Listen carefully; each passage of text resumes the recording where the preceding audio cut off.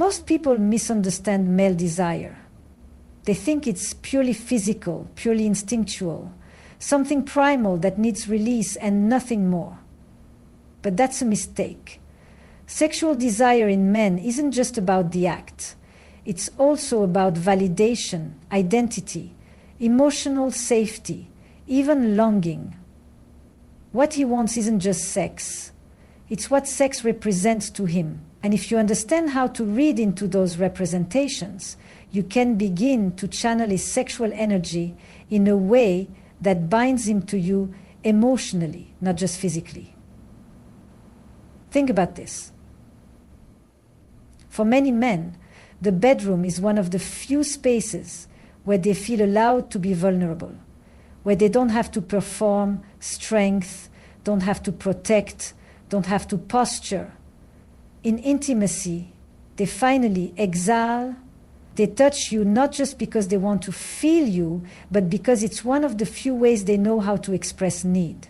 That's powerful, but also dangerous. Because if you don't understand what's happening, it becomes just sex. And if it's just sex, it can happen with anyone. But when you see his physical desire as a door, an entry point into his emotional wiring, you begin to change the entire game. You start responding, not just to his body, but to his deeper craving for connection, for validation, for identity. When you take his desire and respond not only with your body, but with attention, presence, and psychological reflection, you create a feedback loop that teaches him being close to you isn't just arousing, it's healing. Here's how this works in practice. After a moment of intimacy, instead of pulling away or falling into silence, you lean in, but not physically, emotionally. You ask, what did that mean for you? Or you reflect something tender, like, you seem different just now, softer. These aren't tricks, they are invitations. You're inviting him into a space where sex is no longer about performance, it's about being seen. Most men never get that. When you offer it, even subtly, it's unforgettable. And this is the paradox. The more you slow it down, the more obsessed he becomes, because obsession isn't about frequency, it's about meaning. He'll keep returning to the source of his own emotional awakening.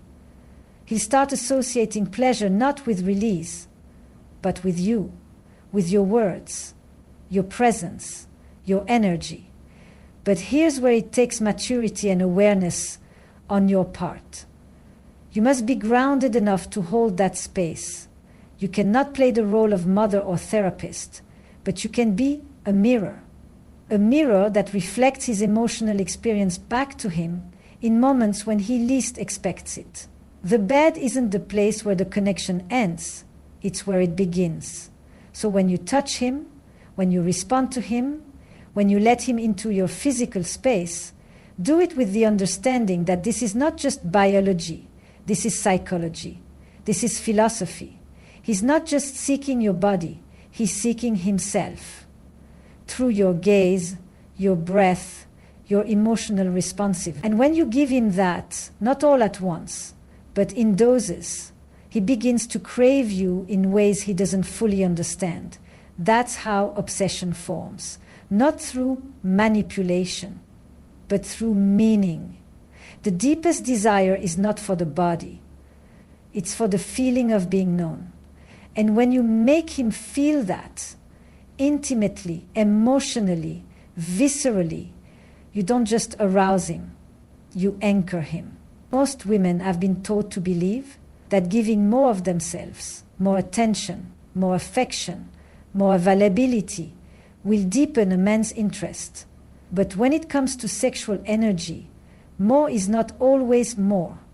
In fact, the power of sexual influence lies not in availability, but in restraint. Obsession is born not from satisfaction, but from anticipation. Sexual tension is a psychological space, is not defined by what happens, but by what almost happens. And that space between desire and fulfillment is where emotional and erotic obsession is cultivated. It's where fantasy builds. It's where the mind loops. It's where longing becomes a story. And here's the truth most people ignore. If you give everything away too soon, you collapse that space. You flatten the mystery. You erase the emotional charge that compels a man to stay, to pursue, to want. Desire is sustained not through closeness, but through the interruption of closeness. It is the delay that intensifies the pull. When you know how to create that delay, not through game playing, but through presence and self-possession, you activate the part of his psyche that equates wanting with value. This is not manipulation. This is neuropsychology. The brain attaches more value to what is earned, not what is given freely. He has to work for that closeness, emotionally and sexually. And in doing so, he convinces himself you're worth it because he's invested. And you don't need to be obvious about it. It's subtle. You make eye contact and then break it first. You lean into a conversation, then let silence linger. You allow him to touch you, and then you take his hand and gently move it away. Not as a rejection, but as an invitation to slow down. These are small embodied signals that say, you may want me, but you don't control access to me. That statement, spoken silently through your energy, activates his focus. Suddenly he's alert. His attention is sharpened. He's in the space of pursuit. The challenge, of course, is that this requires you to be comfortable with not being the one who gives, to resist the urge to over-explain, over-offer, over-perform. It requires you to trust that your presence is enough, that your energy has gravity, that you do not need to prove your value through immediate access. This is where feminine power lies, not in seduction through exposure, but in seduction through containment. It's not about withholding out of fear or punishment. It's about knowing that you are the container. You are the frame. And the frame gives meaning to what it holds. And here's where we shift from biology to philosophy. Erotic energy is not just instinct. It's narrative. When a man feels sexually charged by you, he begins to craft a story in his mind. Who is she? Why does she affect me this way? What would it feel like to be chosen by her? These are not sexual questions. These are existential questions. You are not simply igniting his body. You are disrupting his sense of self. You are inviting him into a new psychological space where he has to earn intimacy, not assume it. So, what happens when you create this kind of tension and don't immediately resolve it? You leave him with a gap, a craving. And in that craving, his imagination goes to work. His mind replays your words, your voice, your gestures. His desire becomes introspective. He doesn't just want you, he wants the feeling he has when he's near you, the curiosity, the aliveness, the sense of reaching toward something meaningful. This is how obsession forms, not through overexposure, but through artful absence, not by being sexually passive, but by being emotionally strategic. When you master the rhythm of intimacy, when to lean in, when to hold back, you don't just spark desire, you command it. Leave him wandering, and you will never leave his mind. There's a fundamental polarity in relationships that's often overlooked, one that explains why some connections feel magnetic while others feel flat. That polarity is the dynamic between masculine and feminine energy. And no, we're not talking about gender roles, we're talking about energetic orientation. Masculine energy tends to be directional. It seeks focus, achievement, and release. Feminine energy, in contrast, is receptive, fluid, magnetic. It doesn't chase, it draws in. When a man is in his masculine, he is wired to project outward, to move toward a target, whether that target is success, purpose, or intimacy. What happens when you as a woman stay anchored in your feminine is that You give his energy a place to land. You become the gravitational force he orients around. Not because you demand his attention, but because you don't need to. You're grounded, you're self-condemned, you're not chasing, fixing, or forcing. And that is disarming to a man who lives in a world that constantly demands he perform.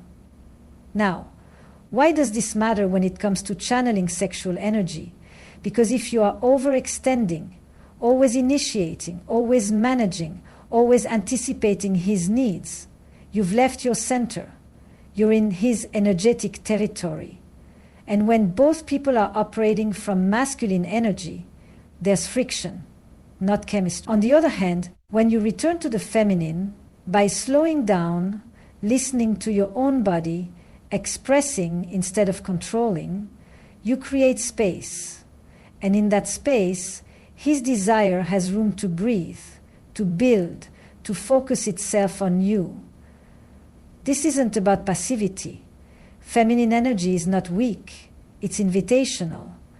It's the difference between pulling and allowing, between gripping and holding. When you stop trying to control the pace of connection, when you allow him to come toward you instead of constantly meeting him halfway, he begins to experience his own desire more fully.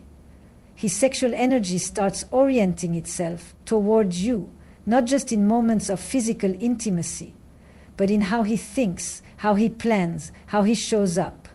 And this is where things become psychologically rich.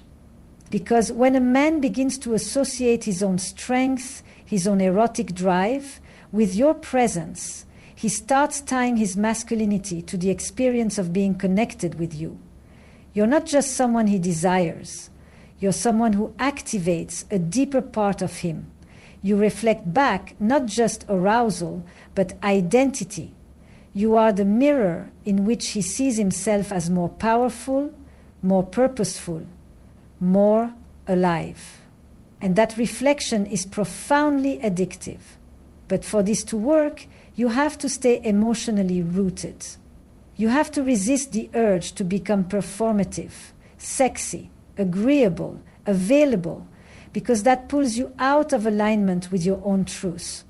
Feminine energy thrives in authenticity, in being attuned to how you feel moment to moment, and expressing that without filtering it to keep the peace or keep him interested. Because in that pull, there is no delay-inspired energy. I'm Jordan. It comes after all of those vices keeping too much inside.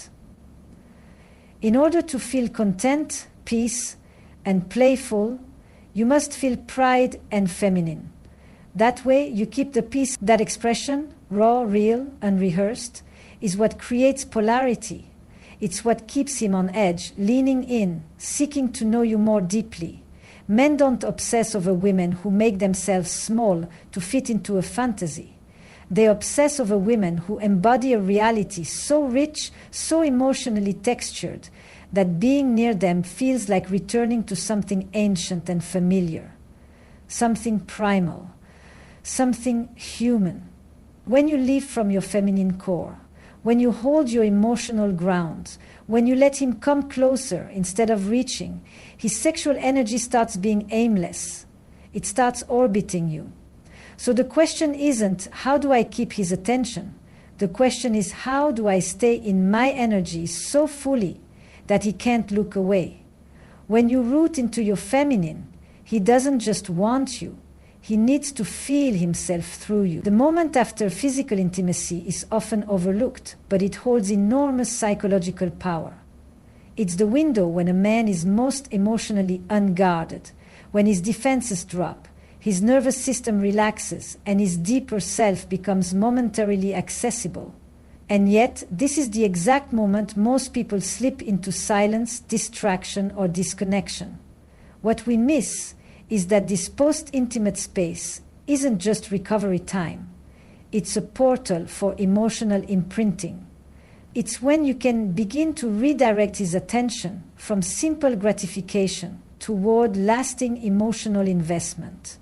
Men are conditioned, often unconsciously, to separate physical satisfaction from emotional presence.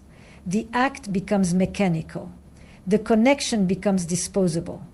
And this is why so many women feel used even when the act was consensual. Because what they are often really seeking is not the sex itself, but the meaning behind it. The feeling of being seen, chosen, cared for, not just touched. So how do you begin to rewire that dynamic? You engage his inner world after the outer one has softened.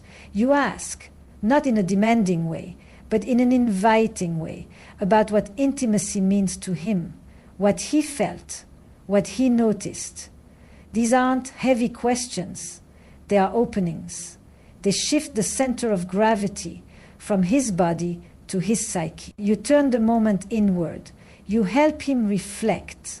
And that reflection creates emotional residue. That residue is what lingers after you leave. It's what makes him feel not just satisfied, but changed by being with you. This is where your power lies. Not in what you do for him, but in what he feels about himself when he's around you. When he starts to associate sexual intimacy with deep emotional activation, he stops seeing it as something fleeting, and being bored by something, it becomes significant, anchored, alive. And this shift, this redirection, is how obsession is formed. Not through performance or seduction, but through meaning. Because let's be honest, sexual chemistry is everywhere. It's not rare. What's rare is an experience that makes a man feel more connected to himself, not just more aroused. When you are the woman who gives him that, when you don't just give him access to your body, but invite him to meet his own emotional edge, you become unforgettable. He won't necessarily be able to articulate why. He'll just know that being with you feels different, it feels deeper, it feels like coming home to a version of himself he didn't even know he was missing. But this requires discernment on your part. You must know how to guide that moment without controlling it. You must sense when to speak, when to ask, and when simply to be present, fully, calmly, without expectation. Because presence alone, when it's rooted in emotional attunement, can feel as intimate as words. And sometimes the silence between you after physical closeness can say more than any conversation. It's in that silence, that stillness, that he begins to experience you, not as someone he used to feel something for, but as someone he still feels in his body hours or even days later. This is how we begin to redefine sex, not as an end, but as a beginning, a doorway into attachment, reflection, intimacy. It's not about prolonging the act, it's about extending the meaning beyond it, so that when he thinks of you, he doesn't just remember the pleasure. He remembers how real he felt, how emotionally awake he became, how, for a moment, the world stopped being performative and became deeply, humanly alive. When sex becomes emotional revelation, not just release, that's when he stops chasing experiences and starts chasing you.